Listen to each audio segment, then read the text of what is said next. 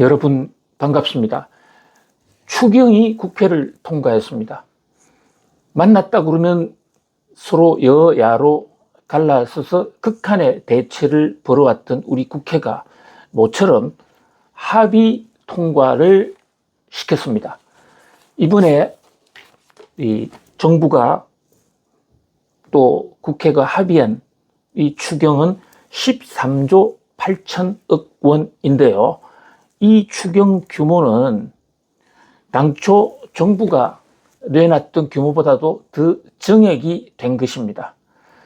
우리나라의 예산회계법, 국가재정법상요, 추경은 정부만 짤 수 있고 정부만 늘릴 수가 있어요.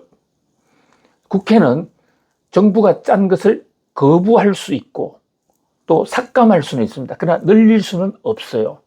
그렇다면 이번에 합의, 정액으로 합의했다. 13조 8천억 원으로 정액 합의했다는 것은 정부는 정액이라는 정부의 고유수단을 이번에 흔쾌히 썼고 또 국회는 국회 통과라는 고유수단을 흔쾌히 써서 여야만 합의한 것이 아니라 여야정, 정말 참으로 모처럼 합의했다는 점에서 반가운 소식이라고 하겠습니다.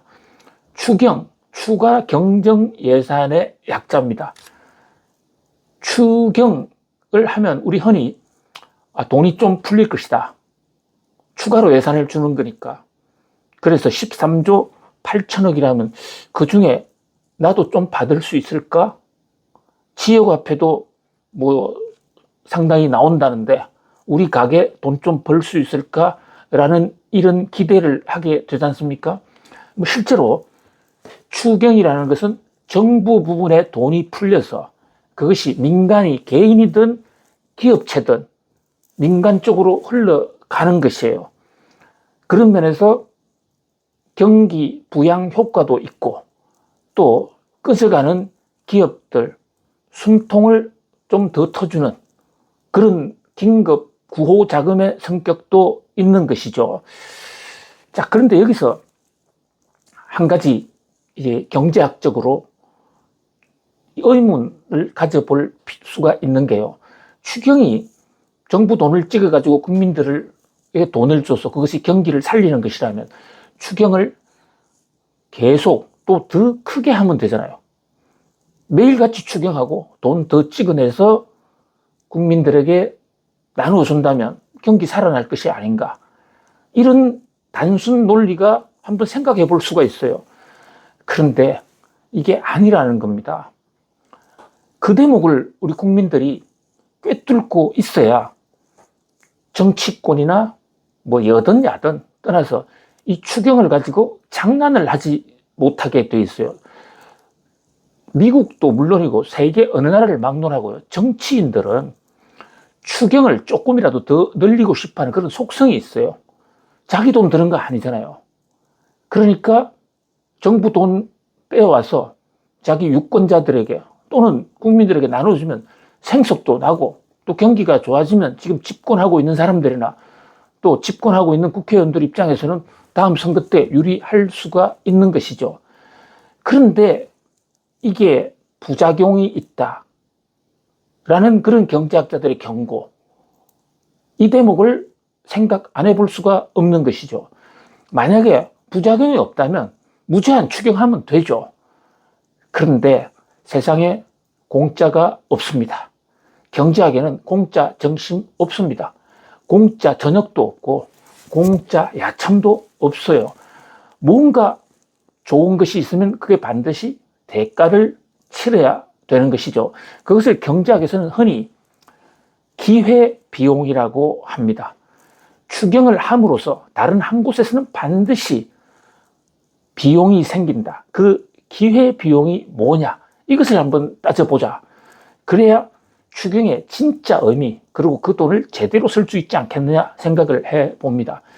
기회비용, 추경을 함으로써 우리는 어떤 손해를 보느냐? 정부 부분에서 13조 8천억 원을 가져오는데요. 그러면 정부에 누가 돈을 주느냐? 무슨 대통령 권한대행이나 장관들이 돈을 낼 수는 없는 거 아닙니까? 정부 국고에서 돈을 가져와야 되는 것이거든요. 그런데 우선 국고에 13조 8천억 원이 여유가 있을 경우와 돈이 없을 경우 두 가지로 나눠봐야 됩니다. 정부에 13조 8천억이라는 돈이 있을 경우에는 그 돈을 넘기면 돼요. 추경 예산적으로. 예비비라든지 이런 걸 넘기면 돼요. 그러면 아주 쉽죠. 그런데 이 경우에는 그러면 부작용이 없느냐? 그렇지가 않죠. 그 정부에 있는 돈을 넘겼다 하더라도 추경 쪽으로 넘겼잖아요. 추경에 안 넘기고 정부가 다른 데 쓴다면 거기서도 어떤 경기 부양 효과라든지 플러스적인 경제 효과가 나올 수도 있잖아요. 그것을 포기하는 거잖아요.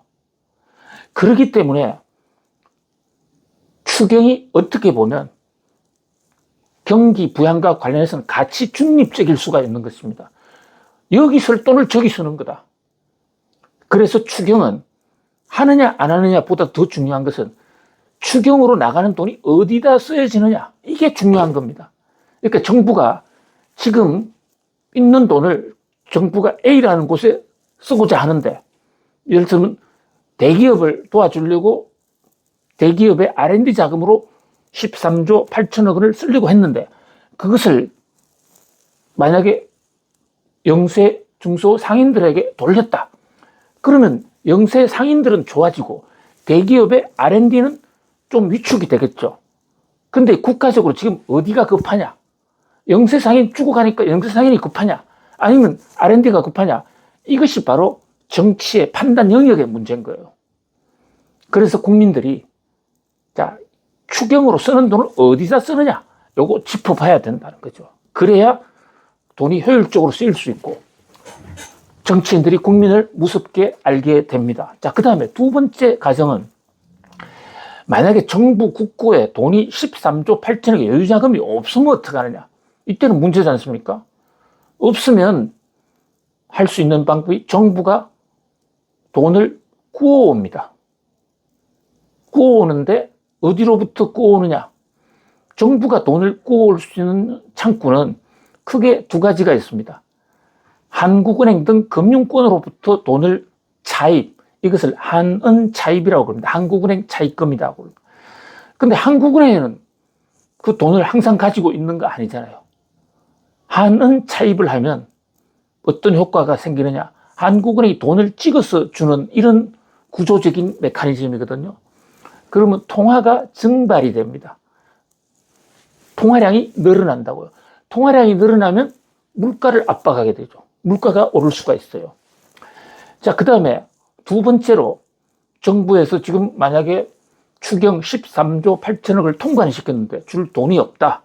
이러면 국채를 발행합니다. 이게 훨씬 더 대표적인 수단이에요. 왜냐하면 국채는 기간이 다양하고 좀 깁니다. 또 정부가 선택할 수 있고. 그런데 한은 차입은 바로 갚아야 되는 거기 때문에 통상적으로는 한은 차입은 정부가 부도나기 직전에 긴급하게 쓰는 용도로만 한국은행에 차입을 하지, 거의 대부분은 국채 시장에서 정권 시장에 가서 국가 채권, 한국에서는 이것을 국고채라고 그래요. 국고를 충당하기 때문에.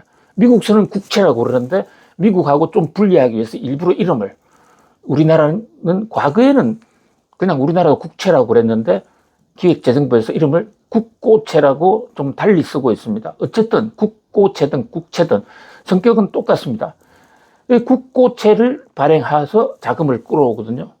그러면 국고채는 누가 삽니까? 누가 국채를 사야 그 돈이 정부로 들어올 거 아닙니까? 국고채를 사는 것은 시중에 금융기관이나 시중에 큰 손, 작은 손들이에요. 그러면 만약에 국고채가 없었다고 하면, 발행을 안 했다고 그러면 그 돈은 시중의 다른 기업들로 갔을 자금이죠. 기업들한테나 또는 민간한테 갔을 자금이에요. 그래서 1차적으로는 국고채로하고 가장 큰 대체 관계에 있는 게 기업의 회사채입니다. 회사채 살 돈이 국고채로 쫙 가버리는 거예요. 그럼 어떤 현상이 일어납니까? 자, 경기를 살리려고 추경을 했는데 없는 돈을 조달하려다 보니까 시중에 자금을 가져왔어요. 자금을 빨아오다 보니까 회사채가 안 팔려요. 회사채 살 돈이 국고채로 들어왔으니까. 그러면 회사채를 발행 못하는 기업들이 자금난에 빠집니다. 그러면 결국은 경기를 살리고자 했는데 그 효과도 있죠. 그런데 시중에 자금을 말려버린 경기를 퇴행시키는, 악화시키는 마이너스 효과도 동시에 있는 것입니다. 이때 어느 곳이 큰가, 이것을 따져서 잘 판단해야 되는 것이죠. 어쨌든 경제학의 세계에서는요, 정부가 경기를 부양하려고 돈을 푸는 거, 이것을 클라우딩, 그러니까 클라우드가 사람이 모인다는 건데 클라우딩 효과라고 그럽니다. 크게 모은다는 거죠. 모아서 집중적으로 지원해 준다. 그런데 국채를 발행하면 자칫 잘못하면 클라우딩 아웃 효과가 있다. 한쪽에서 돈을 지원하지만 다른 쪽에 돈을 말려가지고 경기 부양 효과가 완전히 삭감된다. 그것을 경제학에서는 추경의 가장 대표적인 부작용으로 클라우딩 아웃이라고 표현합니다.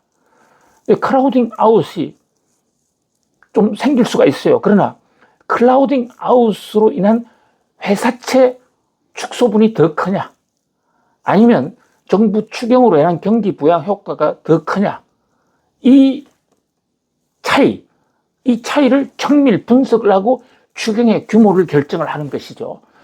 그런데 과연 이번 우리 정부의 13조 8천억 원의 추경은 이런 것까지 충분히 감안을 했느냐? 물론 서류상으로는 감안이 되었습니다만 국민들이 검증을 했느냐? 이제 이런 문제가 제기할 수 있는 것이죠.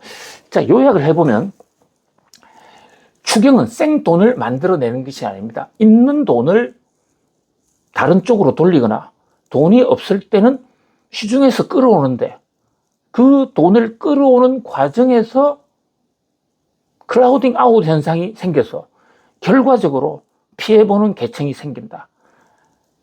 한마디로 얘기하면 공짜 정심은 없지 않습니까? 자, 공짜 정심이란 말이 어디서 나왔느냐?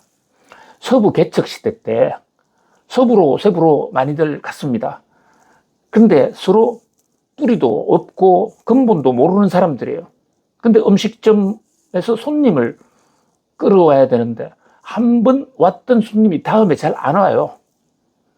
뜨내기들이 많다, 이런 얘기죠. 근데 그 뜨내기들을 계속 자기 손님으로 묶어놓기 위해서 정심을 공짜로 주는 그런 그 하나의 마케팅 전략이 서부, 특히 탄광, 금광지대에 생겨난 겁니다. 정확하게는 미국의 골드러시가 생긴 게 1849년 세클라멘토인데요. 세클라멘토가 캘리포니아주 수도가 거기 있습니다. 그 바로 옆에 샌프란시스코와 실리콘밸리가 있지만 실리콘밸리가 주도가 아니고 시골 마을 세크라멘토인데 이 공짜 정심의 교훈은 그 세크라멘토에서 나왔어요. 정심을 하나 주고 그리고 그 손님을 이제 보통 점심 먹다 보면 퍼져서 저녁까지 먹게 되는 경우도 있고 또 점심 때 공짜로 주면 사람들이 저녁을 먹으러 올 때 서부 개척 시대니까 집에 가서 집에 부인도 없고 무조건 식당에서 먹어야 되는데 다른 집 가느니 점심 공짜로 먹은데 가고 그리고 특히 점심 공짜로 줄 때 거기에 밥을 풍성풍성하게 주고 반찬도 주고 해가지고 그것을 나중에 저녁 때 오면 또 공짜로 준다. 이런 그 세일즈 전략이 이제 먹혀들어서 손님이 저녁에 다시 옵니다. 그러면 그 저녁 때는 술을 엄청나게 팔고 가격을 왕창 때려버리는 거죠. 그래서 공짜 정심이라는 것은 정심은 공짜로 먹지만 저녁은 오히려 더 많은 비용을 치를 수 있으니까 그 계산을 잘해야 된다는 그것이 경제학적 교훈이거든요. 마찬가지로 추경도 자 보세요. 추경을 해서 플러스적인 효과가 있고 또 추경을 하는 바람에 마이너스 효과가 동시에 생겨요. 기회비용. 그럴 때 그 기회비용이 크냐 아니면 추경을 한 성수효과가 더 크냐 그것을 비교해서 공짜 정심보다도 공짜 정심은 10,000원이었는데 저녁 때 11,000원 손실을 본다면 그런 선택은 정부는 하면 안 되는 것이죠. 반대로 공짜로 3만 원치 먹었는데 뭐 저녁 때 한 만 원 손해봤어. 이런 공짜 정신은 해야 되는 거죠. 그렇기 때문에 일방적으로 추경은 나쁘다, 또 좋다, 이렇게 일방적으로 얘기하는 것은 옳지 않다. 적어도 이코노미스트들, 경제학적 관점으로 볼 때는 몇 가지를 잘 뜯어봐야 된다. 공짜 정심의 효용과 또 엄청난 가격 폭탄의 저녁 술값에서 나가는 비용, 이게 어디 큰가를 비교해 봐야 된다. 그러자면요, 자, 추경으로 나가는 돈이 어디서 오는가, 이걸 알아야 되고, 그 다음에 더 중요한 것은 추경으로 나간 돈이 그 규모가 우리 인플레나 이런 것을 야기하지 않을 정도로 적정한 규모인가, 아니면 적은 규모인가, 너무 많은 규모인가, 그 규모의 적정성. 그 다음에 세 번째로는 그 돈이 나가서 어디에 쓰여지느냐. 추경이 나왔는데 국회의원 선거구 자기 유리한 사람들만 쓰이는데 그게 국가 경제적으로 별로 도움이 안 되는 곳이야.